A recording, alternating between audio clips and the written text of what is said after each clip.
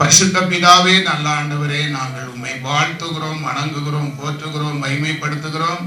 பரிசுத்த அருமையான இந்த ஓய்வு நாள் காலை வேளையிலும் உம்முடைய நாம மகிமைக்காக நாங்கள் கூடி வர உதவி செய்தீர் ஆண்டவரே. இப்போது உம்முடைய வார்த்தைக்காக காத்திருக்கிறோம் ஆண்டவர். பேசும், நாங்கள் கேட்கிறோம். உம்முடைய நாமம் மட்டும் மகிமைப்படட்டும், இயேசுவின் நாமத்தில் பிதாவே, ஆமென். அல்லேலூயா. வார்த்தையின் தலைப்பாக உபாகமம் புஸ்தகம் அதனுடைய 8வது அதிகாரம் 5வது வசனம். ஒருவன் தன் புத்திரனை சிட்சிக்கிறது போல உன் தேவனாகிய கர்த்தர் உன்னை சிட்சிக்கிறார் என்று நீ உன் இருதயத்திலே அறிந்து கொள்வாயாக. அல்லேலூயா. அன்பானவர்களே, சிட்சிக்கிற தேவன், சிட்சிக்கிற தேவன் என்கிற தலைப்பிலே கர்த்தருடைய வார்த்தையை நான் உங்கள் மத்தியிலே விதைக்கிறேன். புரிந்து கொள்ளுங்க. நமக்கு பிறக்கிற பிள்ளைகள் சிறு பிள்ளைகளாய் இருக்கும் போது நம்ம என்ன செய்கிறோம்? பிள்ளைகளை சிட்சிக்கிறோம் இல்லையா? சிட்சிக்கிறோம்னா நம்ம தண்டிக்கிறது இல்லை, அந்த சிட்சை அவங்க கூடிய ஆரோக்கியத்துக்காக. சிறு பிள்ளைகளுக்கு விஷயம் தெரியாது. சிறு பிள்ளை 4 வயசுலயே நம்ம பிள்ளைகளை பள்ளிக்கூடத்துல சேர்க்கிறோம். அந்த பிள்ளைகள் என்ன நினைக்கும் தெரியுமா? ஐயோ, நம்ம தகப்பன் தாய்க்கு என்ன ஆயிற்று? இதுவரைக்கும் அவங்க மடியிலே, தோளிலே, இடுப்பிலே வச்சு நம்மளை சுமந்துட்டு இருந்தாங்க. இப்போ நம்ம தெரியாத இடத்துக்கு ஒரு புது இடத்துல கொண்டு விட்டுக்கிட்டு நீங்க படிச்சுட்டு இருந்தீங்க, நம்மளை விட்டுட்டு போறாங்களேன்னு சொல்லி அந்த பிள்ளைகளுக்கு ஒரு திகைப்பா இருக்கும். அது அந்த பிள்ளைகளுக்கு ஒரு சிட்சை. அல்லேலூயா. தயவு செய்து புரிந்து கொள்வோம், அது சிட்சை. இதே போலத்தான் வேதம் சொல்லுகிறது, ஒருவன் தன் புத்திரனை சிட்சிக்கிறது போல உன் தேவனாகிய கர்த்தர் உன்னை சிட்சிக்கிறார் என்று உன் இருதயத்திலே அறிந்து கொள்வாயாக. அந்த நாளானது வரும்போதுதான் பிள்ளைகளுக்கு தெரியும், ஓ, நம்ம அம்மாவும் டேடியும் மம்மியும் நம்முடைய அறிவுக்கு நமக்கு நன்மை செய்வதற்காகத்தான் அவர்கள் இதை செய்திருக்கிறார்கள் என்று பிள்ளைகள் அறிந்து கொள்வது போல ஆண்டவருடைய விசுவாச பிள்ளைகள் என்று சொல்லுகிற நாமும் சில வேளை கர்த்தர் நமக்கு சில சிட்சையை அனுமதிப்பார். கர்த்தர் நம்மை சிட்சிக்கிறார். நம்ம தவறு செய்கிறோம், சிட்சிக்கப்படுகிறோம். சில பிள்ளைகள், சிறு பிள்ளை, நான் ஸ்கூலுக்கு போக மாட்டேன்னு பிடிவாதம் பிடிக்கும். நம்ம அப்படி விட்டுருவோமா? நமக்கு தெரியும் நம்முடைய பிள்ளைகள் வாழ்க்கை சீரமைய வேண்டும் என்றால் படிப்பு கட்டாயம் என்பது பெரியவர்களாகிய நாம அறிந்திருக்கிறோம். அதே போலத்தான் தேவனும் நம்முடைய விசுவாச பிள்ளைகள் தப்பில்லாமல் வாழ்ந்தாதான் நித்திய ராஜ்யத்திலே போக முடியும்னு சொல்லி அந்த பிசாசு அவன் நம்மளை வஞ்சிக்க விட்டுறக்கூடாதுன்னு சொல்லி ஆண்டவர் சின்ன சின்ன சிற்சையை அனுப்புவார். நம்ம பாவத்துக்கு தக்க சிற்சையை கர்த்தர் நமக்கு அனுமதி கொடுப்பார். அதனால பிரியமானவர்களே, அந்த சிற்சையை நம்ம என்ன செய்யக்கூடாது? அசட்டை செய்யக்கூடாது. 6வது வசனம் உபாகமம் 8:6 சொல்லுகிறது, ஆகையால் உன் தேவனாகிய கர்த்தருடைய வழிகளில் நடந்து அவருக்கு பயப்படும்படிக்கு அவருடைய கற்பனைகளை கை கொள்ள கடவாய்.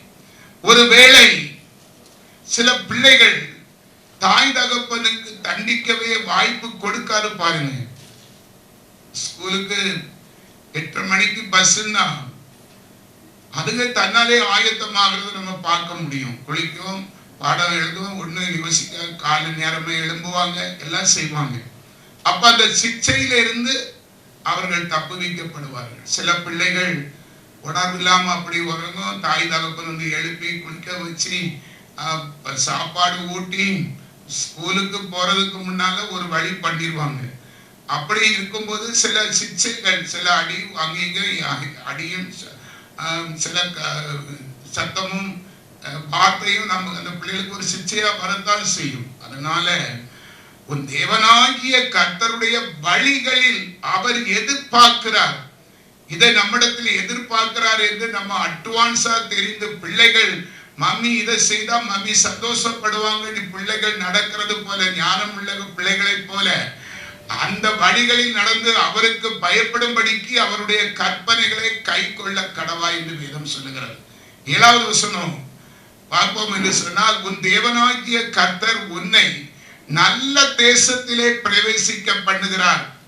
அது பள்ளத்தாக்குகளிலும் மலைகளிலும் புறப்படுகிற ஆறுகளும் நீர் ஊற்றுகளும் ஏரிகளும் உள்ள தேசம். உன்னை இந்த பூலோகத்தில் வாழ்கிற வாழ்க்கை ஓட்டத்தை முடிச்சு உன் தேவனாகிய கர்த்தர் நல்ல தேசத்தில் உன்னை பிரவேசிக்க பண்ணுகிறார். நித்திய ராஜ்யத்திலே உன்னை நம்ம எல்லாரும் பங்கடையும்படிதான் கர்த்தர் சில சிக்ஷையை நமக்கு அனுமதிக்கிறார். அதனால இன்றைக்கு நம்ம கொடுக்கிற வார்த்தையின் தலைப்பு கர்த்தருடைய சிக்ஷை என்கிற தலைப்பு. அல்லேலூயா. நீதிமொழிகள் புஸ்தகம் 3வது அதிகாரம் அதனுடைய 11வது வசனம். என் மகனே, நீ கர்த்தருடைய சிக்ஷையை அற்பமாக எண்ணாதே, அவர் கடிந்து கொள்ளும் போது சோர்ந்து போகாதே. வேதம் சொல்லுகிறது கர்த்தருடைய சிக்ஷையை நம்ம அற்பமாக எண்ணாது. ஆண்டவர் சிக்ஷிக்கிறார். நாம என்ன சொல்லுவோம்? பாவம் செய்தால்தான் தண்டனை கிடைக்கும். பிள்ளைகள் தப்பு செய்தால்தான் பெற்றவர்கள் பேரண்ட்ஸ் அடிப்பார்கள். அந்த பிள்ளைகள் தெரியும். நான் என்ன வச்சு சொல்றேன், நான் முன்னால பள்ளிக்கூடத்துக்கு அதிகமா போக மாட்டேன். எங்க அம்மா எல்லாத்திலையும் எனக்கு செல்லம் கொடுப்பாங்க. அந்த ஸ்கூலுக்கு போலனா மட்டும் நல்லா கண்டிச்சு அடிக்கிறத நான் பார்த்துருக்கேன். எங்க அப்பாவும் அதே பழக்கம். அப்ப நான் நினைப்பேன், இந்த அம்மாவுக்கு என் மேல ஒரு பாசமே கிடையாது. அந்த மாட்டு தொழுவத்துல இருந்து அழுதுகிட்டே இருப்பேன். அம்மா நல்ல திட்டி அடிச்சு சில நேரம் முழவத்தெல்லாம் பிச்சு வச்சிருவாங்க கண்ணுக்குள்ள. கோபத்துல ஏங்கி அழுதுட்டே இருப்பேன். என் மனசுல என்ன இருக்கும் தெரியுமா? இந்த அம்மாவுக்கு என் மேல ஒரு பாசமே கிடையாது. நான் உண்மையிலே நான் நிறைய நாள், ஆனால் வேதம் சொல்லுகிறது கர்த்தருடைய சிக்ஷையை அற்பமாக எண்ணாதே. அந்த தாயாருடைய சிக்ஷையை நான் அந்த காலத்துல அற்பமாக எண்ணினேன். அதனால என்னுடைய படிப்பு 8ஆம் வகுப்பிலே நின்று போச்சு. அல்லேலூயா. அதே போல தெய்வ பிள்ளைகள் அவர் சிக்ஷிக்கிறார் என்று கடிந்து கொள்ளும் போது நம்ம சோர்வுக்கு இடம் கொடுக்க கூடாது. தயவு செய்து 12வது வசனம். தகப்பன் தான் நேசிக்கிற புத்திரனை சிக்ஷிக்கிறது போல கர்த்தரும் எவனிடத்தில் அன்பு கூறுகிறாரோ அவனை சிக்ஷிக்கிறார். ஒரு அல்லேலூயா சொல்லுங்க.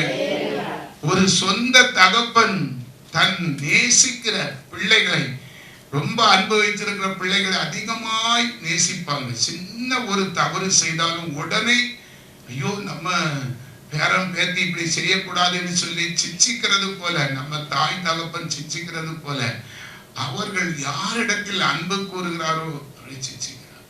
அப்ப நம்ம நினைக்கணும், கர்த்தர் என்னை சிக்ஷிக்கிறார் என்றால் என்னை மேல அவர் அன்பு வைத்திருக்கிறார், என்னை நேசிக்கிற ஒருவர் இருக்கிறார். அல்லேலூயா.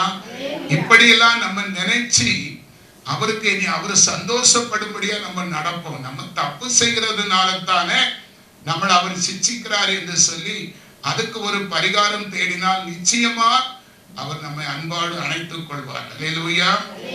பாருங்க, எங்க வாழ்க்கையில நடந்த ஒரு காரியத்தை உங்கள் மத்தியிலே சொல்லிக் கொண்டு நான் தொடர்ந்து அது பேச விரும்புகிறேன். ஏசாயா 60:10 அந்த கடைசி 3வது பகுதி. என் கடும் கோபத்தினால் உன்னை அடித்தேன், ஆனால் என் கிருபையினால் உனக்கு இறங்கினேன். அல்லேலூயா. ஆண்டவர் எங்களையும் அடித்தார் பாருங்க, சிக்ஷித்தார். நாங்கள் ரட்சிக்கப்படுவதற்கு முன்னால ஆண்டவருடைய மார்க்கத்துக்கு விரோதமாக விக்கிராராதனை செய்தவர்களாய் இருந்தோம். ஆண்டவர் எங்களை அடித்தார் என்று கடும் கோபத்தினால் அடித்தார். அவர் எவ்வளவோ வாய்ப்புகள், சின்ன சின்ன காரியங்களுக்கெல்லாம் நாங்கள் மனம் திரும்பும்படி செய்தார். நாங்கள் அதை ஒரு அசட்டை பண்ணினோம். அல்லேலூயா. சில சிக்ஷைகளையும் அவர் தந்தார், சின்ன சின்ன சிக்ஷைகள். அதுல குணப்படும்படி நாங்கள் மனம் திரும்பாததுனால அவருடைய கடும் கோபத்தினால் எங்களை அடித்தார். அல்லேலூயா. அல்லேலூயா. நீர் என் மேல் வைத்தவும் கிருபையினால் நிர்மூலமாகாத காத்தீரையா. நீர் என் மேல் வைத்தவும் கிருபையினால் நிர்மூலமாகாமல் காத்தீரையாம். கடும் கோபத்தால் என்னை அடித்தாலுமே, கடும் கோபத்தால் என்னை அடித்தாலுமே கனிவாக என்னை நீரும் தேற்றி நீரே. கனிவாக என்னை நீரும் தேற்றி நீரே. எபினேசரே ஆராதனை, துணையாளரே ஆராதனை, எபினேசரே ஆராதனை, துணையாளரே ஆராதனை. மறப்பேனோ உமது அன்பை, நான் மறப்பேனோ உமது அன்பை, மண்டிடுவேன் உம் பாதத்தில், மண்டிடுவேன் உம் பாதத்தில். ஹல்லேலூயா. அன்பானவர்களே, நாங்கள் முரட்டாட்டம் பண்ணதுனால சின்ன சின்ன சிச்சையை அசட்டை பண்ணி கொடூரமான பாவ வாழ்க்கை, பரத்துக்கு எதிராகவும் தேவனுக்கு எதிராகவும் பாவம் செய்தோம். ஊழியக்காரர்களை நான் அடித்திருக்கிறேன், தேவ நாமத்தை தூஷித்திருக்கிறேன், வேதத்தை கிழித்திருக்கிறேன். இதனால அவர் எங்களை அடிக்க வேண்டிய ஒரு சூழ்நிலை எங்களுக்கு வந்தது. எல்லாம் உங்களுக்கு தெரியும். அருமையான என்னுடைய வாலிப மகன், 17 வயசு மகனை அவர் பக்கமாய் இழுத்து கொள்ளத்தக்கதான தேவ கோபத்துக்கு நாங்கள் ஆளாயிருந்தோம். அல்லேலூயா. ஆனாலும் பாருங்க, அவர் அடித்தார், ஆனால் அவருடைய அன்பு எத்தகைய மிருதுவான அன்பு பாருங்க. யோபு புஸ்தகம் 5வது அதிகாரம் அதனுடைய 17வது வசனம். அல்லேலூயா. இதோ தேவன் தண்டிக்கிற மனுஷன் பாக்கியவான், ஆகையால் சர்வ வல்லவருடைய சிட்சையை அற்பமாக எண்ணாதீரும். 18வது வசனம். அவர் காயப்படுத்தி காயம் கட்டுகிறார், அவர் அடிக்கிறார், அவருடைய கரம் ஆற்றுகிறார். ஒரு அல்லேலூயா சொல்லுங்க. ஆமா, அவர் கடும் கோபத்தினால் எங்களை அடித்தாலும் எங்களுடைய அவருக்கு தீங்குக்கு மனசாபப்படுகிற தேவன். கோபத்துல ஒரு சின்ன நம்ம பிள்ளைகளை பள்ளிக்கூடத்துக்கு ஸ்கூலுக்கு போக மாட்டேன்னு சொன்னா நிக்கிறப்ப பிடிச்சு திருப்பி வச்சு ஈக்கில வச்சு அடி அடிச்சு அனுப்பிக்கிட்டு அதுக்கப்புறம் ஐயோ நம்ம பிள்ளைய அடிச்சிட்டோமேன்னு நம்ம மனஸ்தாபப்படுகிறது போலத்தான் அவருடைய நம்முடைய பரம தகப்பன், ஐயோ இந்த குடும்பத்துக்கு இப்படி ஒரு நஷ்டத்தை நம்ம உண்டு பண்ணிட்டோமேன்னு சொல்லி அவர் வேதம் சொல்லுகிறது. அவர் காயப்படுத்தி காயம் கட்டுகிறார், அவர் அடிக்கிறார், அவருடைய கரம் ஆற்றுகிறது. அல்லேலூயா. நாங்கள் ஒரு பெரிய இழப்பு.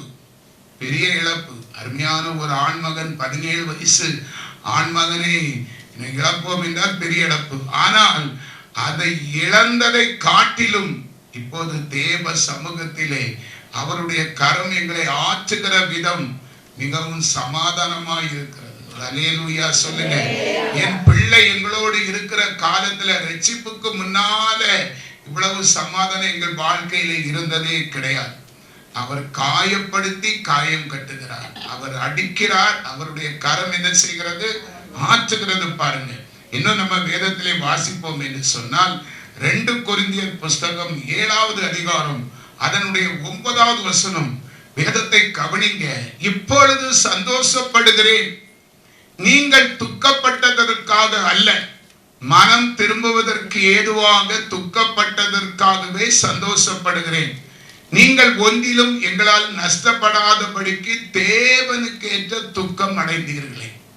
அன்பானவர்களே, உலக மனுஷருக்கு எப்படி இருக்கும்? ஐயோ, இந்த குடும்பத்துல பெரிய இழப்பு, பெரிய நஷ்டம். ஒருவேளை நாங்கள் அறியாமல், தேவனை அறியாமல் இருந்து புறஜாதி மக்களிலே இருந்து துன்பம் வந்தால் அதற்கு அது ஒரு பெரிய துக்கம் தான். அதுல ஒரு சந்தேகமே இல்லை. ஆனால் கிறிஸ்துவுக்குள் எங்கள் துக்கத்தை குறித்து வேதாகமம் சொல்லுகிறது. அன்பானவர்களே, ஆண்டவர் எங்களுக்கு கொடுத்த மேலான கிருபை இதுதான். சாட்சியின் வசனத்தோடு ஆண்டவர் எங்க வாழ்க்கையிலே நடக்கிற சம்பவங்களை எங்களை ஆற்றுகிறது போல கொடுக்கப்பட்டிருக்கிற பரிசுத்த வேதாகமும் 35,66,480 எழுத்துக்களிலும் கர்த்தர் அந்த சமாதானத்தை வேத அநேக வசனங்கள். என்னுடைய பிரசங்கத்துல நீங்க நல்லா பாருங்க, எங்க இருந்தாலும் கர்த்தர் எங்களோடு பேசுகிற, எங்களை ஆற்றுகிற, தேற்றுகிற விதத்தை குறித்து ஆண்டவர் அதில் பேச வைத்திருப்பார். அல்லேலூயா. ஆண்டவருடைய தூதன் சொல்லுகிறார், இப்பொழுது சந்தோஷப்படுகிறேன், நீங்கள் துக்கப்பட்டதற்காக அல்ல. இந்த நாராயண வடிவு குடும்பம் ஒரு அழகான வாலிப மகனை இழந்து துக்கப்பட்டதற்காக அவர் சந்தோஷப்படல. மனம் திரும்புவதற்கு ஏதுவாக துக்கப்பட்டதற்காகவே சந்தோஷப்படுகிறாராம். அந்த ரட்சிப்பின் வேல்விஷனை பார்த்தீங்களா? ரட்சிப்பு அவ்வளவு ஒரு விலையேற பெற்றது. ஒரு குடும்பத்தில் பெரிய நஷ்டம் துக்கத்தை காட்டிலும் ஆண்டவரோடு வாழ்கிற ஒரு ரட்சிப்பின் சந்தோஷத்தை குறித்து வேதாகமும் அவ்வளவு உயர்வாக சொல்லப்படுகிறது. நீங்கள் ஒன்றிலும் எங்களால் நஷ்டப்படாதபடிக்கு தேவனுக்கேற்ற துக்கம் அடைந்தீர்களே. அல்லேலூயா. அந்த 10வது வசனத்தை கவனிங்க.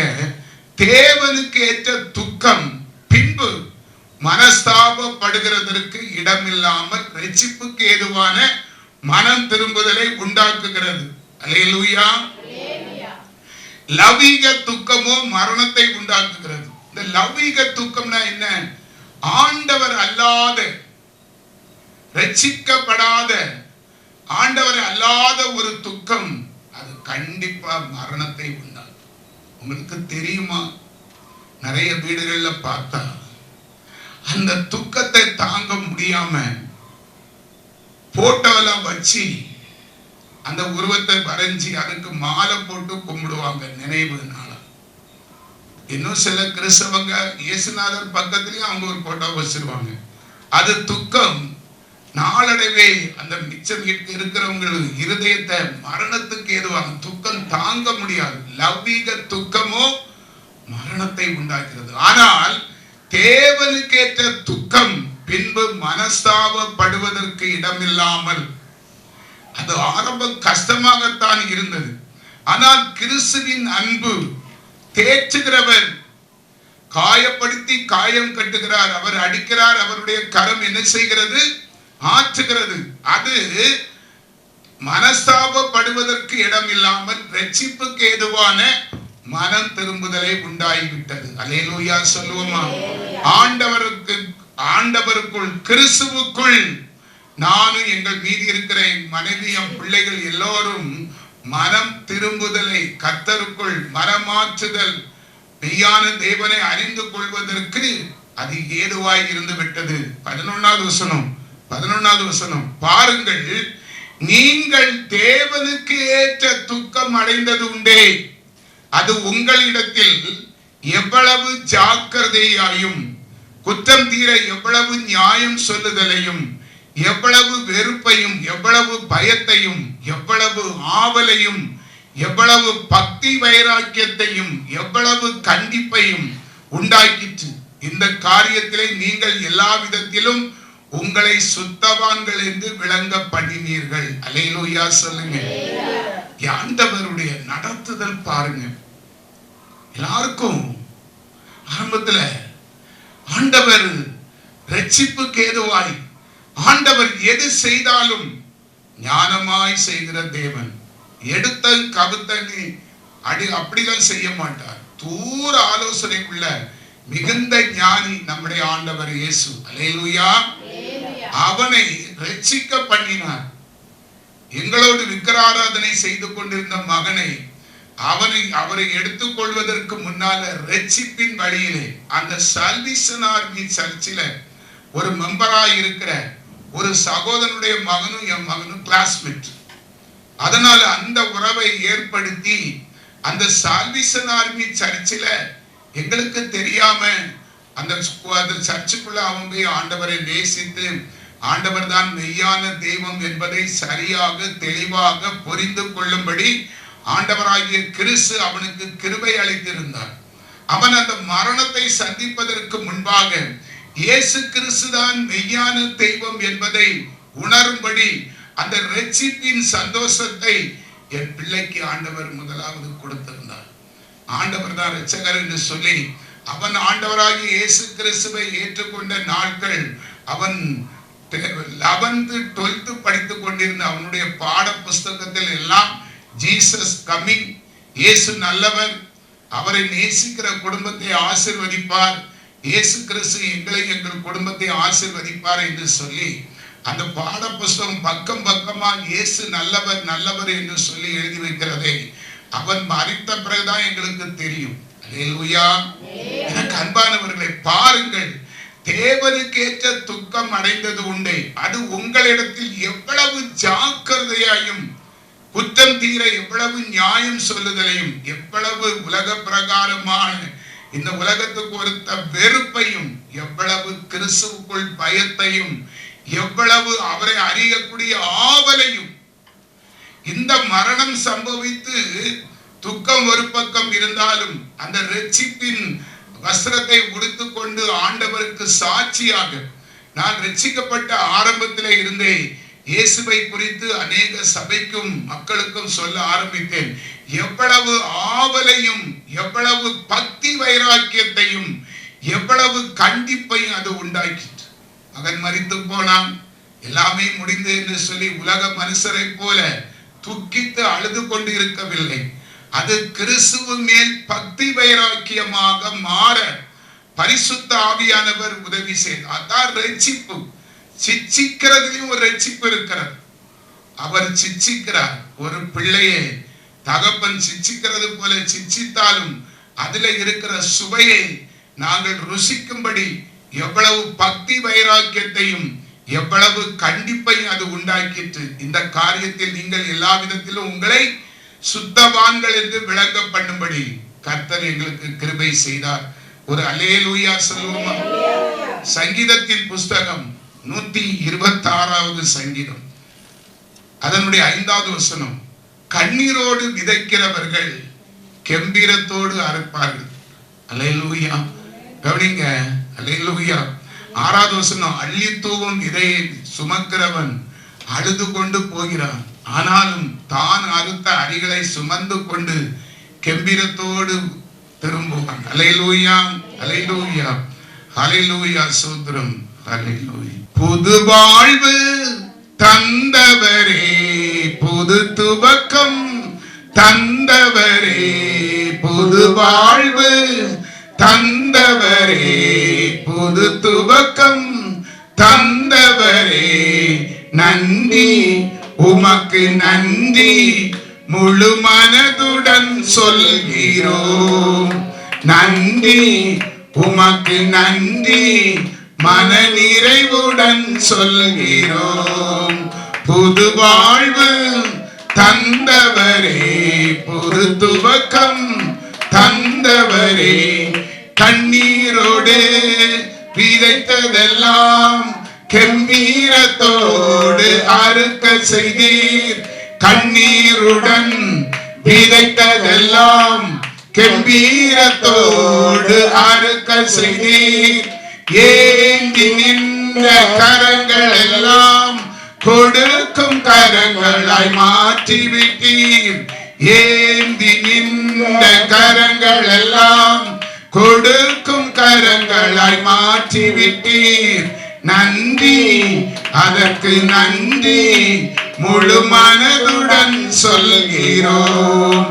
நன்றி உமக்கு நன்றி மன நிறைவுடன் சொல்கிறோம். புது வாழ்வு தந்தவரே, புது துவக்கம் தந்தவரே, நன்றி உமக்கு நன்றி முழு மனதுடன் சொல்கிறோம். நன்றி உமக்கு நன்றி மன நிறைவுடன் சொல்கிறோம். ஹல்லேலூயா.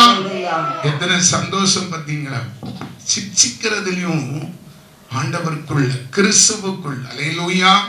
கர்த்தர் ஒரு மனுஷனை சிச்சிக்கிறார் என்கிற தலைப்பிலே நாம பேசிக்கொண்டிருக்கோம். இன்னும் அது தொடர்ந்து பாருங்க. 2 கொரிந்தியர் 2வது அதிகாரம் 14வது வசனம். 2 கொரிந்தியர் அதனுடைய 2வது அதிகாரம் 14வது வசனம். கிறிஸ்துவுக்குள் எப்பொழுதும் எங்களை வெற்றி சிறக்க பண்ணி எல்லா இடங்களிலும் எங்களை கொண்டு அவரை அறிகிற அறிவின் வாசனையை வெளிப்படுத்துகிற தேவனுக்கு ஸ்தோத்திரம். கவனிங்க, இந்த ஆண்டவராகிய கிறிஸ்து இயேசுவை எங்க வாழ்க்கையிலே எங்களை வெற்றி சிறக்க பண்ணி நாங்கள் வெற்றி அடையும் கிறிஸ்தவ மார்க்கத்திலே ஒரு வெற்றியை எட்டுவதற்கு அவர் சிச்சித்தார்.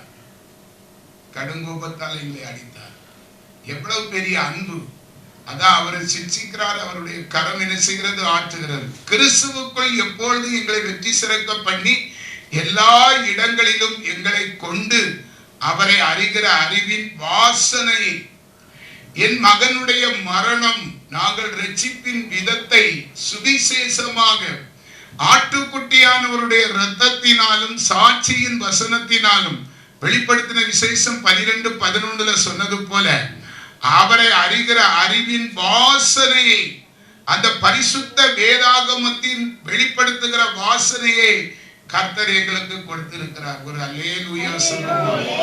உலக மனுஷருக்கு நாங்கள் எப்படி இருக்கிறோம்? ஐயோ பாவம், ஒரு மகனை இழந்த குடும்பம். கிறிஸ்துவுக்குள் நாங்கள் இருக்கிறபடினால் தொடர்ந்து அதை நீங்க வாசிங்க. 15வது வசனம், ரட்சிக்கப்படுகிறவர்களுக்குள்ளேயும் கெட்டு போகிறவர்களுக்குள்ளேயும் நாங்கள் தேவனுக்கு கிறிஸ்துவின் நற்கந்தமாய் இருக்கிறோம். அல்லேலூயா சொல்லுங்க. எங்களை போல பாதிக்கப்பட்டு வேதனைப்பட்டு துக்கம் தாங்க முடியாமல் இருக்கிறவர்களுக்கு நாங்கள் இயேசு கிறிஸ்துவின் நற்கந்தமாய் அவருடைய அன்பை சொல்லுகிறவர்களுக்கு கிருபை பெற்றவர்களாய். அல்லேலூயா. நாங்கள் இப்படி ஒரு கஷ்டப்பட்டோம், கிறிஸ்துவுக்குள் நாங்கள் தேற்றப்பட்டு இருக்கிறோம் என்கிற கிறிஸ்துவின் அன்பை நற்கந்தமாய் அவருடைய ஆதரவை இப்ப எப்படி இருக்கிறது, எவ்வளவாய் தேற்றப்பட்டு இருக்கிறோம், எவ்வளவாய் எங்கள் பிள்ளைகளை ஆசீர்வதித்திருக்கிறார், எங்களுக்கு எவ்வளவு பெரிய மகத்துவமான ரட்சிப்பை தந்திருக்கிறார் என்கிற நற்கந்தமான கர்த்தருடைய வாசனை அறிவிக்கிறதற்கு. அல்லேலூயா. அந்த 16வது வசனம், கெட்டு போகிறவர்களுக்குள்ளே மரணத்துக்கு ஏதுவான மரண வாசனையாகும், ரட்சிக்கப்படுகிறவர்களுக்குள்ளே ஜீவனுக்கு ஏதுவான ஜீவ வாசனையாகவும் இருக்கிறோம். அல்லேலூயா சொல்லுங்க. மனுஷன் ஒரு கெட்டு போகிறவர்களுக்கு மரணத்துக்கு ஏதுவான மரண வாசனை. ஒரு விஷயம் கூட சொல்றேன், ஒரு குடும்பத்துல கிறிஸ்துவை அறியாதவர்களுக்கு ஒரு குடும்பத்துல ஒரு நஷ்டம், ஒரு இழப்பு, ஒரு மரணம் வந்தால் அந்த மரணம் அந்த குடும்பத்துக்கே மரணத்துக்கு ஏதுவான மரண வாசனை தான் அந்த வீட்டில் எப்போதும் இருக்கும். இப்ப என் பிள்ளை 1ஆம் தேதி மரித்தான். நாங்கள் கிறிஸ்துவுக்குள்ளே இருக்கிறபடினாலே தேவனுக்குள் நற்கந்தமாய் இருக்கிறோம். ஆனால் கிறிஸ்துவு அல்லாதவர்கள், கிறிஸ்துவிலிருந்து அப்பாற்பட்டவர்கள், அவர்களுக்கு அது அந்த டேட்டு, அந்த மாசம், அந்த வருஷம் எல்லாம் மரணத்துக்கு ஏதுவான மரண வாசனையாகவே, துக்க வாசனையாக, வேதனை வாசனையாகவே இருக்கும். ரட்சிக்கப்படுகிறவர்களுக்குள்ளே அது எங்களுக்குள்ளே எப்படி இருக்கிறது, ஜீவனுக்கு ஏதுவான ஜீவ வாசனையாகும். அல்லேலூயா. ஆண்டவரே, என் மகனை வைத்தேன் ஆண்டவருடைய சுவிசேஷத்தை அறிவிக்க, நற்சாட்சியாய் நற்கந்தம் செய்கிறவராய் திருசாந்தமாய் அவர் தேவ அன்பை சொல்வதற்கு அது எப்படி இருக்கிறது, ஜீவனுக்கு ஏதுவான ஜீவ வாசனையாகவும் இருக்கிறது. ஒரு அல்லேலூயா சொல்லுங்க. அடுத்த ஒரு வசனம் பாருங்க, அநேகரை போல நாங்கள் தேவ வசனத்தை கலப்பாய் பேசாமல் துப்புரவாகவும் தேவனால் அருளப்பட்ட பிரகாரமாகவும் கிறிஸ்துவுக்குள் தேவ சந்நிதியில் பேசுகிறோம். அல்லேலூயா. நான் சில நேரம் கடிந்து சொல்லுகிறதை பார்க்கும்போது உங்களுக்கு ஒரு மனசு வித்தியாசமா இருக்கும். நெருக்கமா இருக்கிறதே, இம்மாதிரி கொஞ்சம் கஷ்டமா இருக்கிறதே. சரி, நம்ம பிள்ளைகளும் மனம் திரும்ப மாட்டேங்குது, நம்ம புருஷனும் சொல்வார்த்தை கேட்க மாட்டேங்கிறோம், என்னதான் செய்ய போறோம்னு சொல்லி தேவ வசனத்தை கலப்பாய், அதாவது சமயத்துக்கு தக்கவாறு, சபைக்கு தக்கவாறு அந்த இருதயத்தை உற்சாகப்படுத்துகிறது போல மாயையான கலப்பாய் வித்தியாசமாய் கர்த்தருடைய வார்த்தையை கலப்பாய் பேசாமல் கவனிக்க வேண்டும்.